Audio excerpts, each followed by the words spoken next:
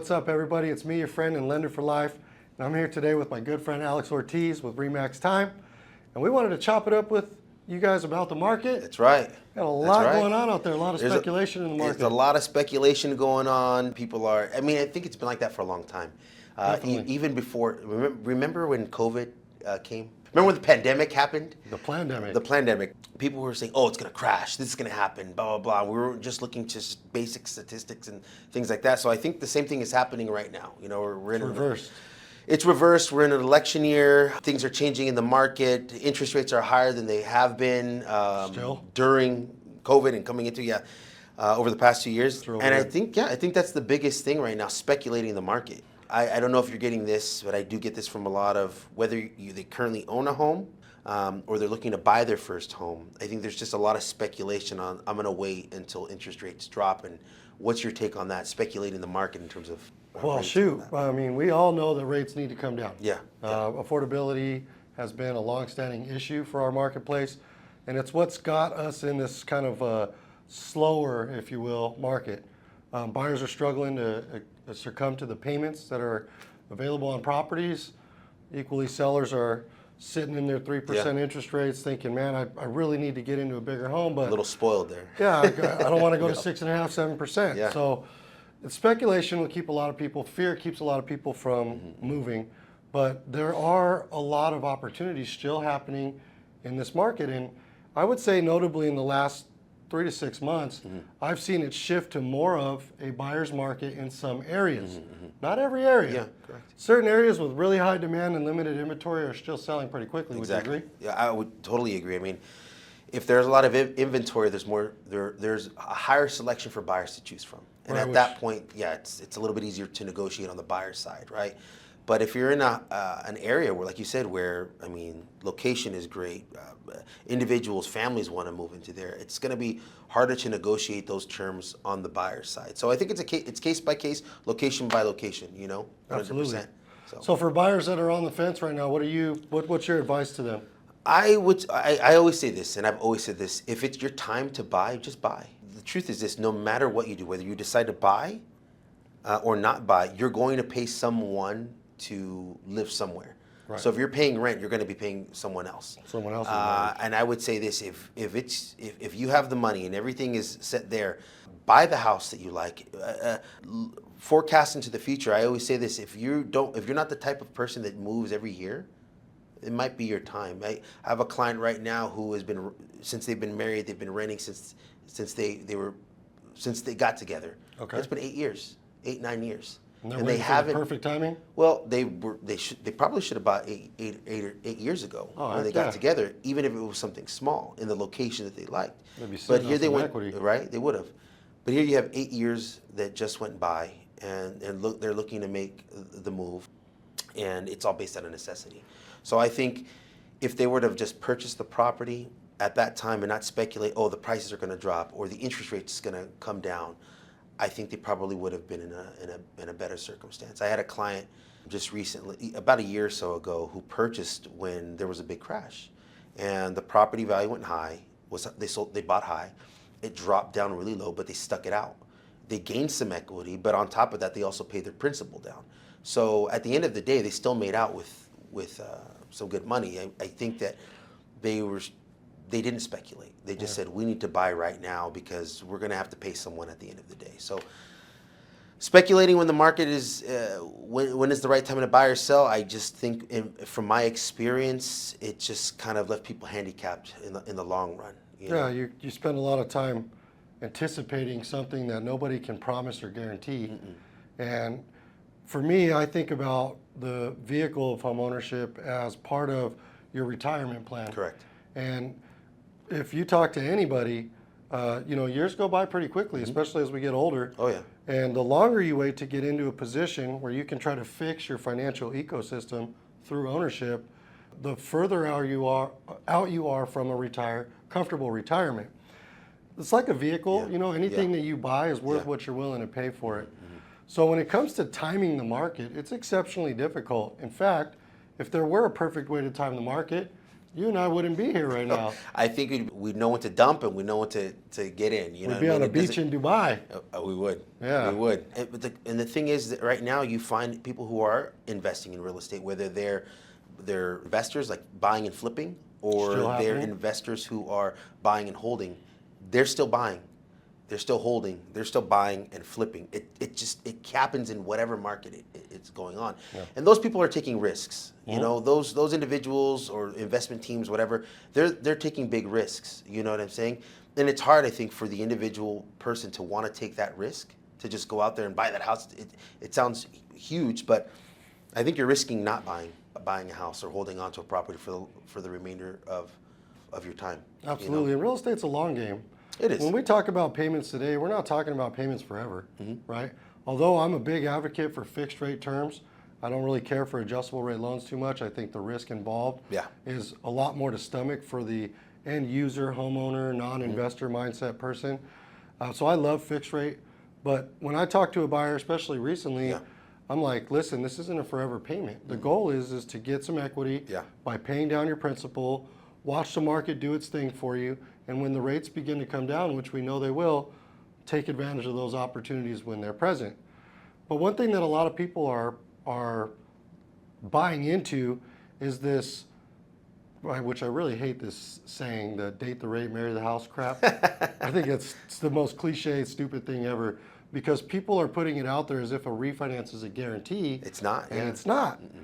Right now, credit card debt is at the highest levels it's been ever documented. Yes. Automotive loans at the highest level of default ever documented. 100. And so those are things that are like, if after you buy a house, you go and you buy a car and then you rack up some debt doing some home improvements, your capacity to refinance your hands might be tied for a little while. Yeah. So it's important to make sure that if you are making a move and you are betting on an improved rate down the line and refinancing, that you are extra careful with your credit after you close escrow. Mm-hmm. You want to make sure that you're not buying something and putting yourself in such an extended position that you're now relying on credit cards to make adjustments or moves to the house, because high credit card balances reduce your scores, reduce the benefit of a refinance. You know, one of the things that I wanted to ask you, Alex, because I know that you work with some investors also, and you have a family of people that flip properties as well. I do, yeah. When you get a seller that's thinking that they're ready to go to market, and they feel like they want to do some repairs before they go to market, what's your advice to sellers thinking about fixing their house before they move it? I really do think that all goes based on location, the time and the effort it's going to cost to renovate your home or fix certain things up. You know, so you're going to have to ask your question. I think when clients approach me, they ask me a lot of times, we want to put a new kitchen in, we want to paint this, we want to put the new flooring in. My question is, how much money really are you trying to net off that? You know, and that's something that we just don't consider. We don't count the cost. I'll give an example. If I have a property that it sold at the top of the market across the street, but it was completely flipped by a flipper, done nicely, and you want to kind of do the same thing, do you have the resources that investor had to dump 70, 80 grand, and do you have the spread to make X amount of dollars afterwards? Because if someone wants to put a new kitchen in to bump up the value of their house, it may or may not work, especially if it's not modern. So you might have a little tiny kitchen with a bunch of new appliances, but the flipper across the street knocked the wall down, they made it completely open, they spent the extra time and money to make sure that everything matched. So really it's capacity. It's the capacity to knowing, is it going to bring me back that money, and then some. Because sometimes if you just do a little touch up on the property, just lightly, which if you work with someone like myself or my team, we'll walk through you with that. And at some point, people are willing to pay for the house. It needs a little bit of work. They could do it themselves, and you don't have to come out of pocket up front to fix it. And truth be told, you might renovate your kitchen, and people don't like it. They don't like your style. Yeah. You know what I mean? And it's just not consistent with the paint the house, and the new buyer's ready to paint it already. Yeah. That's what they're looking at. So I would always say this: it's going to be based on location. Because I've had clients who I've had to tell them, look, I have a buyer who can give you a cash offer now for your home, but if you sell it as is in this area location, I think you'll be fine.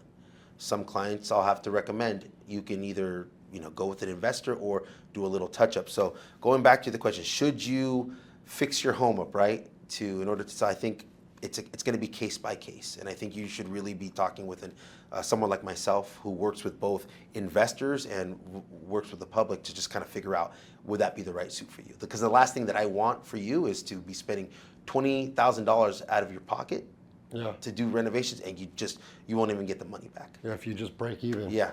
You might sell your house, but if you're not profiting, was the money that you spent really well worth it? You spent time, getting a contractor to your house right now. Contractors are in high demand. Everybody's doing work to their house. So you're going to have to find a contractor.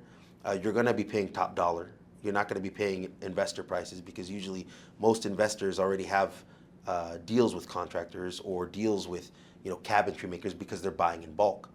The general public doesn't have that. Yeah. So you're going to have to ask those questions as well. Like, it's going to cost you more money, and it's probably going to cost you more time, because they're dealing with a lot of other clientele at the same time. So time and money really are a big factor on, should I do more renovations on the property. Well, and if you're not trying to sell yourself short and go to an investor and discount the property for not doing those repairs, there are some general repairs that would meet the health and safety requirements of all finance types. Correct. In the market. So those things probably more likely, like paint. Correct. So like if you're dealing, we've dealt with this with our clients. If you're dealing with FHA, VA loans, things that you have to have certain things completed with the property in order for it to, close escrow.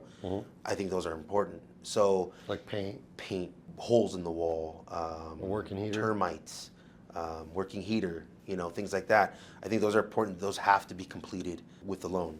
It's wild to me that an air conditioner is considered a luxury item, and a house doesn't have to come with an air conditioner. If you live in the Inland Empire, I guess it's a necessity. You gotta have it. I would figure maybe it's just an old law. You live by the beach, you don't need air conditioners, because or the mountains. A lot of properties out by the beach, the older homes, Long Beach. There's a lot of little pockets that they were never built with AC. Yeah. They might have central heating, but they won't. You have to have a working heat source. Yeah. Almost every finance type requires that a home have a working heat source.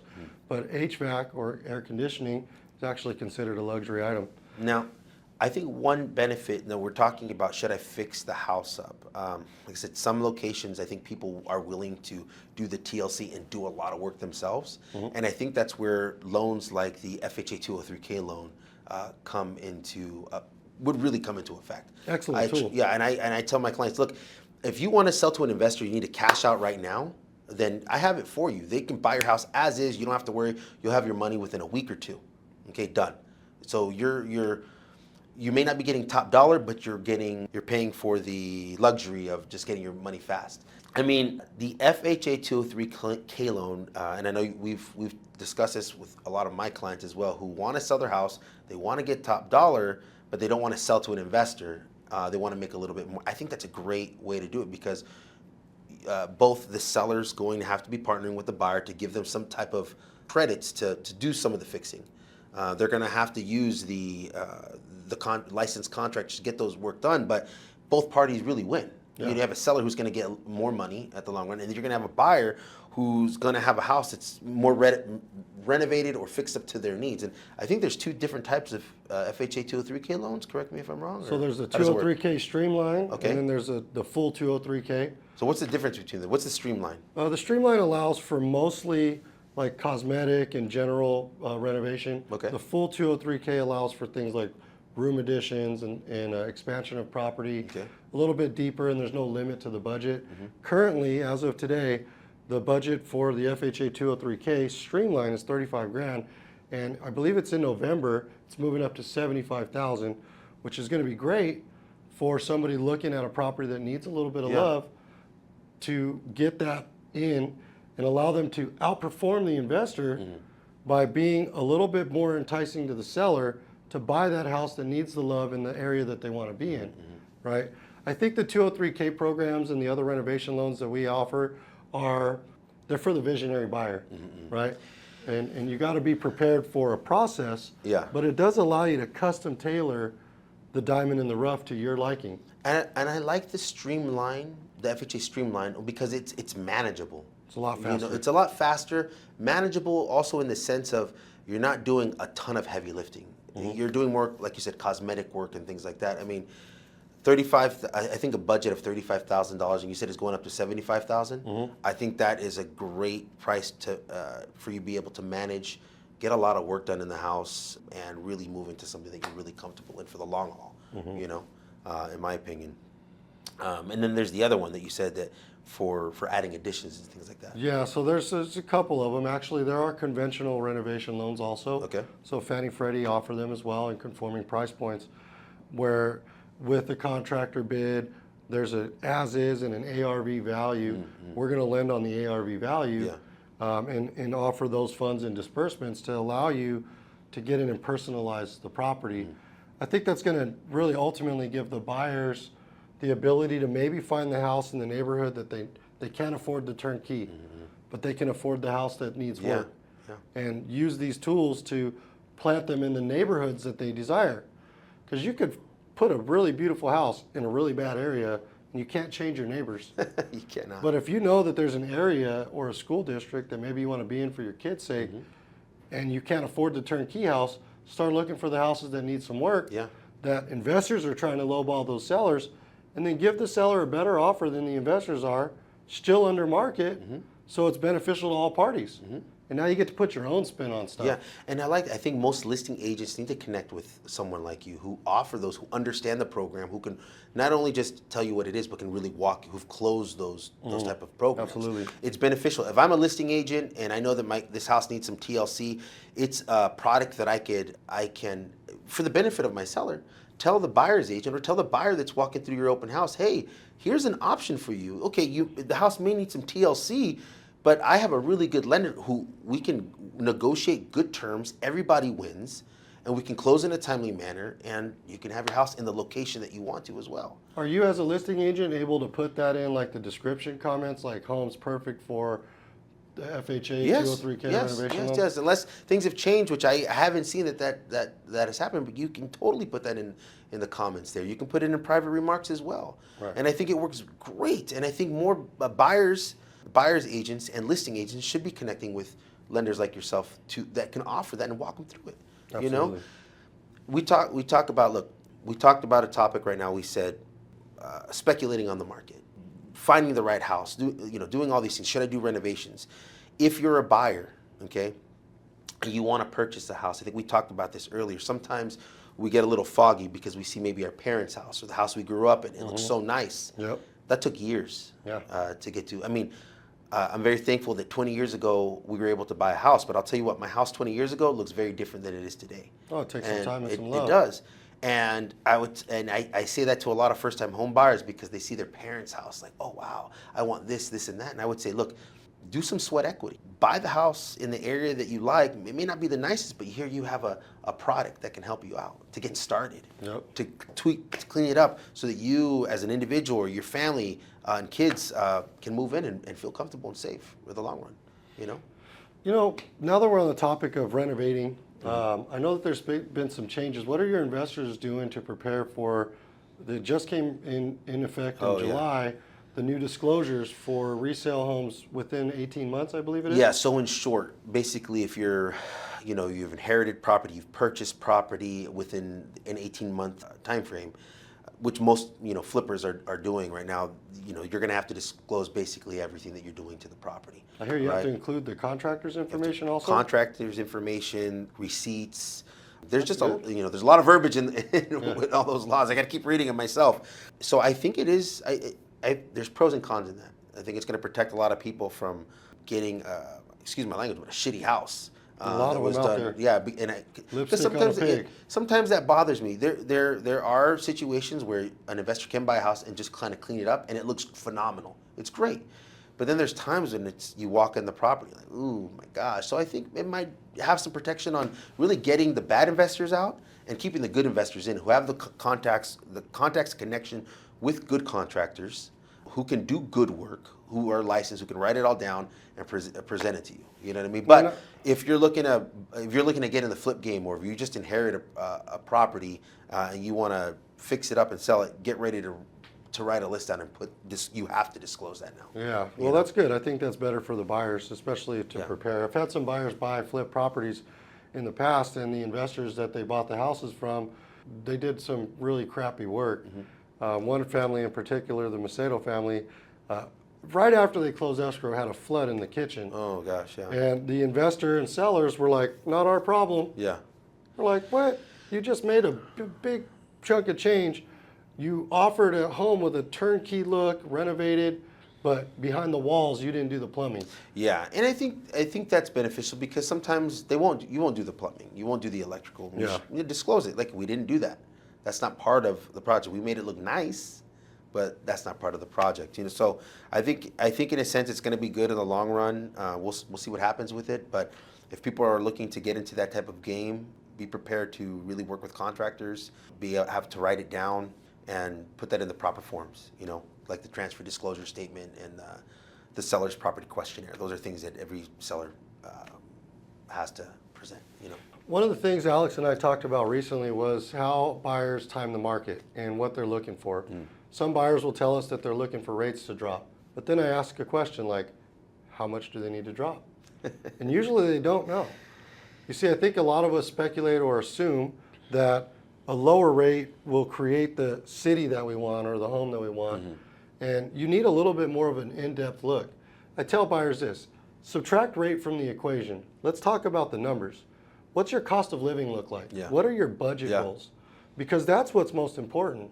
If I gave you a 30% interest rate with a $1,000 payment and it was a fixed rate and it was not a volatile loan or an adjustable rate loan, would you care about the 30% or would you love the $1,000? I think for us right now, we see that with principal and interest loans, primary residences in the 6, a lot of people are seeing sticker shock when they say, I found this house, I want to go look at it, and the rates have come down, and even in the 5s, they're still seeing payments that they're not comfortable with. I think the earlier that you put your feet in the water, the better off you are in the expectations that you have set. I think so. I think it prepares you to I mean, how many times have you and I pre-approved a buyer? They see the number, but it prepares them for the future. Yeah, they're not ready today. They're not ready right now, but it gets them ready for the future. And that's what I always say, look, work with someone like this because they're not just going to crank out numbers. They're going to coach you through the whole process. Absolutely. And I think, oh God, it's so beneficial. A lot of clients that I've had over the years, they keep calling back because I work with good lenders like this who are able to explain things that I just can't explain. I'm not the greatest at numbers, but you are. A year later, we're able to work that out because we've kind of negotiated. We've kind of made it sense, or they're ready to move right now because we've looked at the big picture. We looked at the cost, or we've counted the cost, and now they're ready to move forward when they thought that they couldn't. Did I explain that correctly? It sounded pretty good. Yeah, it sounded pretty good. Of the clients you're working with right now that are selling, yes. What are the biggest motivators of the sellers right now? What are you seeing that's getting sellers to put their homes on the market? Okay, I'm going to say this, and this is not just sellers. This goes for sellers and buyers. It's a condition, or it's an external factor. All right, client right now, pregnant, going to have a baby, their first child. They're ready to buy because they can't live where they're at. Sellers, same thing. Maybe they're older. They're about to have grandchildren. Their kids live in another state. They're factors that they need to get to, or their families are growing. A lot of sellers, their families are growing. They've outgrown their home and they're ready to move, or they need to downsize. So the majority of the sellers that I've been working with lately, it's all based on the circumstance that's going on right now, and it doesn't matter. Yeah, they're still making the move because it is the right time. Going back to, do you speculate the market? No, really, the question is it the right time for you? Yeah. Is it the right time to get a bigger house for you and your family? Is it the right time for you to downsize because you can't walk up and down the stairs anymore? You're retired. Is it time for you to really say goodbye here, this chapter, and go and live with your family in a different county, a state, or whatnot? They're all external factors. And that's what I'm noticing in terms of a lot of the people who are listing their homes with me. And I've been asking too, because I've been asking the community, like, what are the top 3 motivators of sellers right now? And I've heard a lot of divorce. I think when money issues are relevant, people start to go separate ways, and relationships tend to crack under pressure. Divorce is a big one. Death is a big one. Death is a big one. people not being prepared, having to go through probate because they don't have their homes in a trust. Oh, talk about that. I mean, I think that's a topic we didn't even discuss before we came to. I recommend if you don't have a lawyer, give me a call, because I have some really good lawyers under my belt. I'm sure you do too. Some good referrals to get your home in a trust, because I think that's one of the big things. Everybody wants to buy a house. They built all this equity, and then someone passes away. Now it has to go to probate, and you're going to be giving away 10 to 20%, I believe, of all that inheritance that you've made. So get with a trust lawyer. If you don't have one, call us today, because we will refer you to a couple people. You guys make your own choice, but get that under lockdown, because it's super important. Okay. So, but anyways, going back to that is true. Divorce, death. What was the other one that you said? It was just like life circumstances. Life circumstances, yeah, and they're all external factors. Yeah. None of them has to do with how high the prices are, how low the prices are, what the interest rate are. Life just happens. What motivates you? Yeah. What's motivating you? I've dealt with quite a few seniors downsizing. Yeah. Realizing that they don't need the 5-bedroom house anymore, realizing that they want something a little bit lower maintenance. And some of them have been like, they got a ton of equity. I just closed escrow recently for a family that put 80% down. And they were still stressing about the new payment. They're like, dang, 80% down and this is the payment? And I'm like, yeah, taxes and insurance. Remember what you're buying at. And we got the numbers to work out, but they have been checking with me almost every week. How are the rates? I'm ready to refi. So circumstances will make you move, and then timing and paying attention to the trends in the market will allow you to benefit from those improvements when they come. I thoroughly enjoy working with someone like you who does educate the buyers and sellers that we're working with, because it's not just a one-time check-in. Okay, this is what your number is. Here's your paper. There's a big life decisions, and you have a family. I have a family. We both understand what it's like to own our own homes. We understand the cost of living. We understand what it looks like to raise a family and to pay our own taxes. Yeah. So I love that working with you has been so good with the clients that we have together, because you're checking in with them constantly. You're letting them know what their options are, which I think is massive when you're making those big moves. Yeah, not pressuring people to make decisions. True, but when they do make decisions, they might have sticker shock. But here's the thing: sticker shock is a lot easier to handle when you know what you're getting into. Yeah. You know what I mean? It really does. Everybody wants the best deal. But when you understand the deal in its entirety, oh my God, that's a game changer. That's life changing. Absolutely. And it gives you at ease to making sure that we are making a wise decision, because everybody wants to make a good, wise decision for themselves and for their family. Absolutely. I get a lot of calls on these, and I obviously I'm always calling you. But I think we need to let everybody know, one of the biggest things you see out there, and I've dealt with these so many times, is down payment assistance. And I know that there's down payment assistance for both first-time home buyers, and there's down payment assistance for those who have already owned homes or currently own homes, I believe. Right. And I just think we just need to talk about that a little bit more, because there's so much involved with down payment assistance. Even, was it a year or so ago, when California had their first down payment assistance program, there was a lot of... talking about the Dream for All? Yeah, there we go. Yeah, that was a weird program. The money just vanished like that within 2 weeks, right? That was a special budget tax allocation program, and it was a cluster, man. Yeah. I'll tell you what, we helped about 7 families out of our branch with that program, but the money was gone. It was gone way fast. too fast. And then the second run, they put it in a lottery form. We approved 15 buyers. Not one buyer that we approved got an actual voucher. We got a couple that are on like a wait list. Yeah. So they said that over 15,000 people applied for that program. I think only 2,000 families were going to get to use it. Yeah. So the money ran out. But here's the thing: most people don't realize that there are other programs out there. A lot of other programs. And so let's talk about that. Let's talk about the first-time home buyer program, because I think I get a lot of calls for that, whether they work for the state or nursing or things like that. There are different type of programs out there. What's your take on it? What does it look like? Who can qualify for these? Let's go there. Who can qualify for these down payment assistance programs? Well, man, qualification's actually pretty easy. For affordable housing loans, we have an entry-level program, starts with as low as a 620 score. Okay. So you don't even have to have good credit. 640 opens up a couple different options with expanded criteria. The income limits are pretty high for a few of the options that we offer. a lot of affordable housing and down payment assistance loans people think are a little bit out of reach because they understand that the income limits are in place.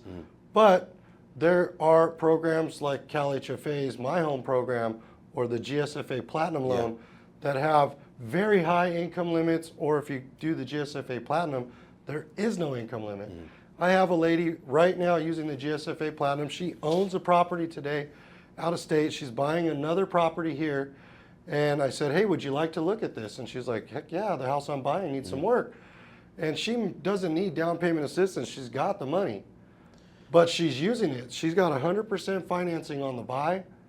She makes over $500,000 a year, and she's still got some help using this program. $500,000. She earns over $500,000 a year, and she's still using a down payment assistance program. It's smart leverage. That's how wealthy people build wealth. It's good. I love the leverage. I try to talk to people about leverage. Now, don't take all your cash out of pocket, because once it's gone, it could be potentially gone. That's just a great way for somebody to park it. So the house that she's buying, she's like, when she was talking to me about the house and sharing her vision with me, she's like, I'm going to need to pull some extra money from my retirement because I'm going to do this to the property. And I said, wait, before you consider that, I have an option I can present to you. And I showed her the GSFA Platinum loan. I said, hey, look, it's an FHA loan. It's a 30-year fixed rate. It's got a below market rate. And I can finance essentially your down payment for you utilizing this program. And she's like, tell me more. And so we got into the details, and she was like, I'm taking that option. And the money that she's getting to keep, she's going to use to renovate her kitchen in the new house that she's buying. So she didn't need it, but she thought about a smart way to leverage. The cool part about that program is that it's not limited to first-time home buyer like the Cal HFA My Home is. The Cal HFA My Home program is probably our favorite here at Gem Mortgage because the leverage, the option, and the fact that there's no payment required on the assistance you get from the state until you buy or sell, until you sell or refinance, the property, makes it the most appealing. Our origination costs are the most competitive in the state of California with that. So the benefit of that program truly goes to the buyer, making use of those options. And even if you have money saved, they're worth exploring. Because like you said, keep the capital in your pocket. I just think it's a great resource to have. Like you said, whether you're buying your first house or second house, I mean, golly, and most people don't tap into those things, right? They're too afraid. What would be something that they're afraid of? What would be the pros and the cons? Well, the biggest con is the mixed feedback people get in the marketplace. I always hear these cats in the industry talking about brokers are better. Brokers can't touch us with the affordable housing loans. They're not even close. So I think that that's just a cliche tagline. People have to try to find a way to stand out. Brokers are no different than us as a banker. In terms of their product offerings, they have a big list, but they don't participate in a lot of the affordable housing loans. So if a buyer's talking to a broker's going to generally try to talk the buyer out of these programs because they don't want that buyer to get in front of a lender like myself that say, let me show you how to outperform that loan you're getting through the broker with these affordable housing loans. Yeah, you got the money, but look at this car loan that you have. What's your interest rate and payment on that car loan? If instead of you putting this money down on your house, you got to use it to pay off that debt, do you think that your finances would come out ahead? It's being creative. It's thinking outside the box. It's leveraging tools and programs like that to help have a better, more lasting impact on the consumer in their overall finances. A lot of people don't like to offer it because they're not our biggest revenue generators. As a lender, they make us the least amount of money. If I give a buyer a regular traditional FHA loan, there's more revenue there than FHA with down payment assistance because the state regulates what those premiums look like. And they also set the rates. Like right now, the Cal HFA and the GSFA programs, 30-year fixed rate with assistance, is pricing better than standard FHA loan, which is wild. I think the benefit of this, you're helping. I like what you say. Hey, we may not be making money off the top or whatever, but you're helping someone get into a house for the long run. Those are the best referral sources. They are the best referral sources because you're helping someone create dreams right there. I mean, not only that, they're going to come back to you in the long run and say, you helped me out the first time, let's keep it going. I'm ready to sell and buy the next house. And you already have the program there in your head. You already know how it works on the exit. And now we're able to utilize whatever equity that they made here in the first purchase with the down payment assistance and move on to the next one. Yep. You know. Now let me ask this question: Can you, if you already own a home and you're using down payment assistance to buy another home, can you do it for a third home? How does that work? The GSFA program is the one uncorked program that doesn't matter. As long as you're buying a primary residence, you can own 5 or 6 properties. As long as you are buying a primary residence and it's in the FHA loan limits, Okay. that's the catch for a lot of people, you can use that program as often as you want. Oh my gosh, dude! I think that's big. That's and phenomenal. You can buy units with that. You know how many people call me to want to buy units? A lot of people are buying cliche taglines like buy an investment property with 5% down. That's highly misleading. You're not allowed to buy an investment property with 5% down. Yeah. But Fannie Mae and Freddie Mac recently changed the down payment requirements as long as a buyer occupies a unit. With GSFA, you could get up to 2 units and get down payment assistance. So FHA will allow you to buy with 3.5. GSFA will give you the 3.5. And if you want it, there's about 1.5% of additional grant money available that's forgiven at funding with those programs. My goodness! So so you can essentially buy units, live in one of them, and you're going to get all these benefits at the same time. Absolutely. Recap real quick. What are the benefits again with that one? Lower down payment. Lower down payment. More cash in pocket. More cash in pocket. Below market rates. Below market rates. And there's no delay in time frame.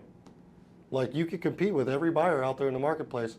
In fact, if I have a full file for a client and they've already done all the steps necessary to ensure that program's available, then we can shorten their time frames. They can close escrow in 21 days or less.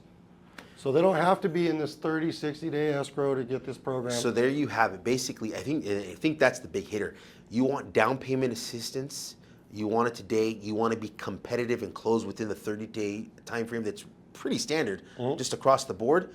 You can offer that through what's the program? Cal HFA, Cal GSFA. FHA. Down payment assistance under 30 days, and you can be a first-time home buyer, or you can currently be a homeowner as long as this is your primary residence. Yep. Money in the bank. Money in the bank. Money in the bank. Smart leverage, especially for some people, because some folks, they bought their first starter home, maybe it was a condo. Yeah. And now they've outgrown it, and they're like, man, but I got a 3% rate, and I can make $500 or $800 a month renting this property. I think renting is the way I want to go. I want to keep this house as a rental. But now to buy the next house, they need reserves, and they don't have it. If they use down payment assistance to cover their down payment, guess what money they had now counts as reserves because they're not spending it. So there's ways to help leverage these programs to create opportunity that people don't necessarily see is there. Yeah. And it's one of my favorite tools in the business. I love that. I think some of my legacy customers, some of the clients I've developed friendships with over the years, came from I don't think it's possible, and me saying, hey, check these tools out. And now they own real estate with massive equity, and they've referred me people. I got a good friend, his name is Robert, him and his wife Jen, they're amazing clients of mine. And they've done so many loans for their colleagues. And when he first walked into my office, he said, I don't know what's possible, but I want to look. Yeah. I want to do the due diligence. And I think that leads me to one of the next topics is just do your due diligence at the beginning, because you never know what's on the other end, right? I mean, so many people say, Alex, I want to buy a house. I want to buy a house. And I say, just get it started. And they think that they're obligated to buy the house if they run the numbers. No obligation. Run the numbers. Yes. I always say, run the numbers, because someone like you will take them through so many different scenarios, and you create options. Yes. And I always say this. I say, do you want to buy real estate? You want to create wealth? Create options for yourself, you know, and this is the key, right? The conversation that we're having right now is really about creating options. And so I would ask you, I mean, and this is the big scary part. Number one, I know that if someone comes to you and asks you to pre-approve them for something, just get them started, is there an obligation to be pre-approved for a loan? No obligation. So you don't have to buy a house even though you ran their numbers? No. Well, we don't like to be too pushy. I feel like people that make informed decisions make better decisions. And I feel like when you get that overly pushy pressure salesperson behind it, it's very distasteful. I think a lot of people in our industry have gotten a bad rap because that is very common. Like, you've applied, now you got to hurry up, Like, if the numbers don't make sense, then here, let me tell you what you need to do to put yourself in the position that you need to be in, Yeah. so where the numbers make sense. Yeah. There are buyers that hit us up and they want to get ready to buy, like you said, and then I say, hey, look, if you take care of these accounts, you're going to increase your buying power by 150,000, and by this is going to increase your credit score, it's going to lower your rate, Yeah. which is going to inadvertently lower your payment, or create other options for you that will reduce your out-of-pocket spend. So the discovery conversation and the pre-approval is not binding by any means, but it is highly valuable, and it is important to work with somebody who's going to give you the benefit of the doubt, and not try to convince you that what you're doing is necessary. We all know that owning real estate is far better than renting. Yes. People ask me all the time, Alex, is now a good time to buy? So I ask them, is now a good time to rent? You have to live somewhere, right? Yeah, where are you at? Yeah. So one thing that I love about the long game of real estate from an ownership standpoint are the little hidden gems that you get that you don't get as a renter. Do you know when you re-sign your lease as a renter that your landlord will never give you a break? They're never going to say, you know what, while you're renewing, I'm going to give you a month or two off. Yeah, right? Never. Never. But when you refinance that mortgage, you can, if you're strategic with it, get up to 2 months without a mortgage payment. And guess what? There's no limit to the amount of times you can refinance as long as there's benefit. That's right. So I've had scenarios where buyers make, in a 2-year window, they make their 4 payments behind, so they're 20 payments in 2 years. Yeah. You don't get those breaks as a renter. And every single one of these folks that have bought a house that had fear before, when they were informed, educated, and confident in the moves they were making, have benefited tremendously from owning their own house. Yeah. Oh, yeah. And it's a long game. I remember 06, 07, that market where it was real sketchy. I remember all the industry was talking about short sales and stuff like that. And I kept telling everybody, your house is worth what you're willing to pay for it. What is it worth to you? Correct. If what it's worth to you isn't what they want, then that's not your market. Go find the market where the budget meets where everything connects. And I think that, in a lot of people, I think you touched on it earlier, you had somebody that bought a house, that bought at the peak, and then took some time and they paid the balance down, and then years later they were able to sell with a profit. It rolls in cycles. It does. And there were a lot of people like that. I wish. My first house I bought, and the broker I worked with, I was young in the business, he put me in an ARM. And he's like, don't worry, you can refi. Man, I got PTSD from that shit because I wasn't able to refi. Yeah. Home prices started to fall. Loan programs were being removed. And now what I used to qualify was not an option. So when I went to apply for a loan modification, they said, oh, well, let me see your tax returns. I was a Schedule C employee at that time, so I wrote off all my income. Yeah. So I looked poor on paper. I'm like, yo, if you just fix the rate, I can manage this expense, no problem. Ended up having to let go of that property through short sale, actually it was foreclosure, because I filed bankruptcy to wipe that thing out. Man, and thank you for I'm glad that you're sharing that, because I think that builds confidence in people that know you've been through those things I've gone through it. And you want to help people out. I have built my entire practice around not putting buyers at risk of that experience. And that broker that I worked with, I still talk to him. You know, I don't have any hard feelings against him, but he sold me on the idea that I was pretty much guaranteed the ability to refinance. Yeah. And that's what gives me that cringe vibe when I hear people talk about it today, because you're not guaranteed to refinance. You're not. Although I managed my credit well, I got in more debt. The program that I used to qualify was no longer available, and the equity in my property had subsided some. So my options were, I didn't have an option. It was loan mod or bust. And at that time, loan modifications, they weren't ready where they are today. Right.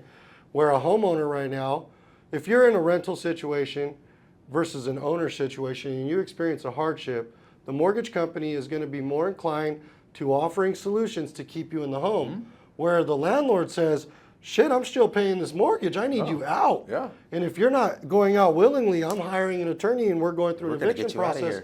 And now your credit looks even worse. Oh, with that because eviction? you got an eviction Oh, there. God. Yeah, so try to go get another rental with that. So, you can't. It's hard. Nobody's going to want you. You're not going to be living where you want to live. That's it. But, so going back to just kind of getting people started, everything that you're saying right now reminds me of a quote that one of my first real estate mentors, Irma Nunez, from the Nunez team. I'll shout her out right now because she's been influential in my life since I was a kid. What's up, Irma? Her and her husband, Mike Nunez, shout out to them. That's the only reason I own a house. I didn't even know you can buy a house until they were like, hey, you looking for a summer job? Anyways, I was a little rough kid sometimes. I remember Irma telling me one time, she says, Alex, don't you know that success is when preparation meets opportunity? And I'm like, that's stuck with me ever since I was a kid. And I think what we're talking about right now, or one of the topics that we're talking about is just getting prepared. Be prepared. Be prepared. And I think the benefit of working with someone like myself and you is that we're not going to pressure you. I do not want to pressure anyone because I want you to feel at peace. Obviously, you're going to have butterflies in your stomach making a big purchase like that. You know, you get that always. Did I buy the right shoes? Did I buy the right car? Always. It always happens, right? But you made an informed decision. And I think that's what we provide here is success is when preparation meets opportunity. And I want to let everyone know, I don't care what circumstance you're in. Do you own your own business? Are you doing the Schedule C? Are you writing up a bunch of stuff?